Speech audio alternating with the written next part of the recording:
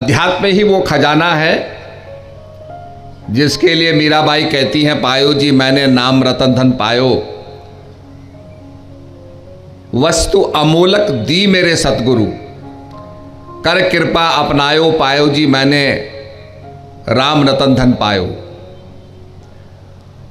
वो जो भगवान का नाम है अति पवित्र है, पावन है, ऐसा खजाना है जो सदगुरु महाराज ने दिया।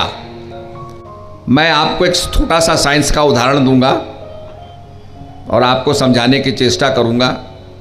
द फंक्शन ऑफ अ सदगुरु, द फंक्शन ऑफ अ गुरु, सदगुरु का क्या महत्व होता है। आपने देखा होगा विज्ञान में हम लोग ऑक्सीजन बनाते हैं तो पोटेशियम क्लोरेट को लोग गर्म करते हैं, हीट करते हैं, उससे ऑक्सीजन निकलती है। पर उसमें कहा जाता है कि उसके साथ अगर आप मैग्नीज डाइऑक्साइड भी मिला दें तो मैग्नीज डाइऑक्साइड ऑक्सीजन नहीं देती है, पर वो कैटलिस्ट का काम करती है। जो प्रोसेस होना है ऑक्सीजन देने का, पोटेशियम क्लोरेट जो ऑक्सीजन देता है उसमें तीव्रता लाती है, तो उसको कहते हैं एक्सेलरेशन। ठीक इसी प्रकार से सदगुरु जो होता है वो आपके अंदर जो आध्यात्मिक क्रिया होती है उसके अंदर तेजी लाता है। जब आप गुरु महाराज का दर्शन करते हैं, सत्संग सुनते हैं, दर्शन परशन मंजन पाना, कटे पाप कहाँ वेद पुराना, उससे क्या होता है, एक्सेलरेशन शुरू हो जाता है हमारे अंदर। जो भजन की क्रिया है वो हमारे अंदर और प्रगाढ़ हो जाती है और तन्मयता के साथ, निश्चयात्मक बुद्धि के साथ हम अपने काम को संपन्न करते हैं और जीवन के अंदर अध्यात्म का लाभ प्राप्त होता है। अर्जुन को भगवान कृष्ण रूपी सदगुरु ना मिलते तो उसको ज्ञान नहीं मिलता। और जो गीता का जो शास्त्र है जिसके अंदर भगवान अर्जुन को ज्ञान देते हैं, अर्जुन रोमांचित हो जाता है, कायरता को प्राप्त हो जाता है, भगवान के आगे घुटने टेक देता है और कहता है मैं युद्ध नहीं करूँगा, ये कुल के मेरे जो रिश्तेदार हैं ये मारे जाएंगे, नारियां विधवा हो जाएंगी, वर्ण संकर पैदा होगा। इस प्रकार के लॉजिकल कंक्लूजन्स वो भगवान के आगे रखता है और तब भगवान उसको ज्ञान देते हैं। पहले तो तर्क से समझाते हैं कि जो संसार में आया है वो जाएगा, every action has equal and opposite reaction. आपने देखा होगा यहाँ पर आए हैं, कार्यक्रम समाप्त होने के बाद आप चले जाएंगे। जो संसार में आया है वो जाएगा भी। Every action has equal and opposite reaction. हम पैदा हुए हैं तो हम मरेंगे भी, संसार से भी जाएंगे, तो हर क्रिया की प्रतिक्रिया होती है। तो भगवान उसको समझाते हैं कि ये पैदा हुए हैं, ये संसार से जाएंगे, और ये जो लड़ रहे हैं इन्हें तो आत्मबोध ही नहीं है, इन्हें वास्तविकता का पता ही नहीं है। ये अपने आप को शरीर मान करके शरीर तक सीमित हैं, जड़ तक सीमित हैं। जिस जड़ का नाश होना है, जिस जड़ ने परिवर्तित होना है, उस तक ये समझे बैठे हैं अपने आप को कि भोजन करो, खाना खाओ, तृप्त हो जाओ, फिर भूख लगेगी, फिर भोजन करो। इसी क्रम में लगे हुए हैं जिस प्रकार से जानवर लोग करते हैं, उसी प्रकार से। ज्ञान इनको नहीं है, अध्यात्म का इनको पता नहीं है, स्पिरिचुअलिटी को इनको पता नहीं है। तब भगवान ज्ञान की चर्चा करते हैं, आत्मा के बारे में समझाते हैं और कहते हैं नैनम चिंतन्ति शास्त्राणि नैनम दहति पावका न चैनम क्लेदन्ति तापो न शोषति मारुत। हे अर्जुन, आत्मा अजर अमर और अविनाशी है, उसका नाश नहीं होता है। जिसको सज्जनों आज हम कहते हैं the law of conservation of energy, that energy can nether be created nor it can be destroyed.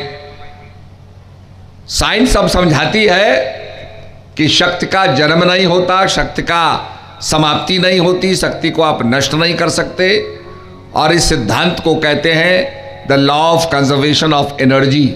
तो आज अध्यात्म के अंदर अपने आप को समझना है कि मनुष्य क्या है। तो हमारे संत कहते हैं मन मथुरा, दिल द्वारिका, काया काशी जहान, 10वां द्वारा देरा, तामे ज्योति पहचान। कि मन क्या है? मथुरा है। मन मथुरा, दिल द्वारिका और काया काशी जान। इस जो 10 द्वार हैं, इसके अंदर जो ज्योति है उसको पहचानो। तो हमारे संतों ने अंतर्मुखी होने के लिए कहा, मन मंदर तन भेष कलंदर, घट ही तीरथ नामा, एक शब्द मेरे प्राण बसत हैं, बहुर जन्म नहीं आवा। एक शब्द मेरे प्राणों में बसता है। तो हम जब अंतर्मुखी होते हैं, आपने देखा होगा भगवान शंकर आंख बंद करके समाधिस्थ होकर के बैठे हुए हैं।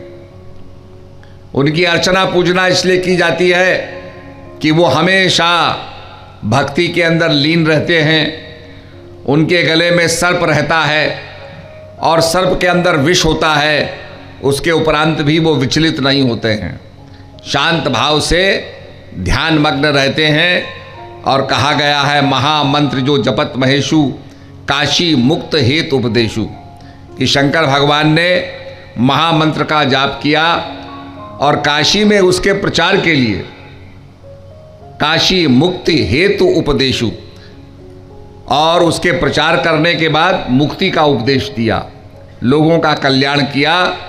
ऐसा वो महामंत्र है। अब उस महामंत्र को जानना, उस नाम को जानना, उस राम रतन धन पायो, वो खजाना जो है वो क्या है, ये समझने के लिए कहा कि कोट नाम संसार में ताते मुक्ति न होए। भगवान के करोड़ों नाम हैं, तो संत कहते हैं कोट नाम संसार में ताते मुक्ति न होए, आदि नाम जो गुप्त जब बूझे बिरला कोई। कि एक ऐसा पवित्र नाम है जो गुप्त जपा जाता है, जो प्रकट नहीं है, जिसका भेद सदगुरु महाराज बताते हैं, जिसका ज्ञान सदगुरु महाराज देते हैं। भगवान रामचंद्र जी जब अयोध्या में आते हैं, अयोध्या वासियों को बुला करके सबको एकत्रित करते हैं अपना संदेश देने के लिए, और सबसे कहते हैं, और रहूं एक सुगुप्त मत, सभी कहूं कर जोर, शंकर भजन बिनई नर भक्ति न पावई मोर। भगवान रामचंद्र जी हाथ जोड़ करके सबसे कहते हैं कि शंकर के भजन के बिना कोई व्यक्ति मेरी भक्ति नहीं पा सकता है। और रहूं एक सो गुप्त मत, सो गुप्त मत है वो। शंकर भजन क्या है? जो शंकर भगवान जिस भजन को करते थे, आज हम शंकर भजन को समझते हैं, शंकर का भजन करना ही शंकर भजन है, पर शंकर भगवान जिसका भजन करते थे वो गुप्त मत क्या है? जो प्रकट नहीं है। ये जो गुप्त मत है इसको समझना है, ये प्रकट चीज नहीं है, ये छुपी हुई चीज है। और इसीलिए हमारे शास्त्रों के अंदर कहा गया कि सदगुरु महाराज उसका ज्ञान देते हैं। ज्ञान अंजन सदगुरु दिया, ज्ञान अंधेर विनाश, हरि कृपा ते संत भेटिया, नानक मन प्रकाश। रामचरितमानस में ही कहा है, बंदों गुरुपद कंज कृपा, सिंधु नर रूप हरि, महामोहतम पुंज जासु वचन रवि कर निकर। मैं गुरु महाराज की वंदना करता हूं, जासु वचन रवि कर निकर, जिनके वचन रवि की करनी करते। रवि की करनी क्या होती है? प्रकाश करना। देखिए कितनी लाइट्स लगी हैं, चारों तरफ बल्ब्स लगे हैं, फिर भी रात्रि का अंधकार दूर नहीं हुआ। और प्रातःकाल एक सूर्य उदय होगा और सारा अंधकार दूर हो जाएगा। The whole darkness will be wiped out. तो कहने का मतलब इसी प्रकार से जब आत्मा का ज्ञान होता है, आत्मा का प्रकाश पैदा होता है, तो जास वचन रवि कर निकर, जिनके वचन रवि की करनी करते हैं अर्थात प्रकाश करते हैं। और रवि की करनी के साथ साथ प्रकाश क्या करता है? अंधकार को दूर करता है, निशेंस को दूर करता है, डार्कनेस को दूर करता है। और एक प्रकाश के अंदर दूसरा काम है, आपको पता है कि जो हमारे ये हरे पेड़ हैं, इसके अंदर पत्तों के अंदर क्लोरोफिल होता है। The green substance is called chlorophyll. और क्लोरोफिल पर जब धूप पड़ती है तो फोटोसिंथेसिस होता है, और फोटोसिंथेसिस से जो कार्बन डाइऑक्साइड है वो ऑक्सीजन में परिणित होती है और आपको ऑक्सीजन प्राप्त होती है। तो जब सूर्य उदय होता है, पेड़ों पर जाता है, तो जो आपकी दूषित प्रदूषण है, ये कार्बन डाइऑक्साइड है, ये ऑक्सीजन में परिणित होती है। तो ये फोटोसिंथेसिस का काम है कि आपको प्राणवायु देना, आपको जीवन की वायु देना, जिससे आप जीवित रहेंगे। तो कहने का मतलब जो सूर्य का काम है वो अंधकार को दूर करना और आपको प्राणवायु देना, ये सूर्य का फंक्शन है। तो इसी प्रकार से जो गुरु महाराज प्रकाश करते हैं, जैसो चंदवा उगवें सूरज चढ़े हजार, एते चांदना होइया गुरु बिन घोर अंधियार। कहा हजारों सूरज भी उदय हो जाएं, तब भी हृदय का अंधकार दूर नहीं होगा।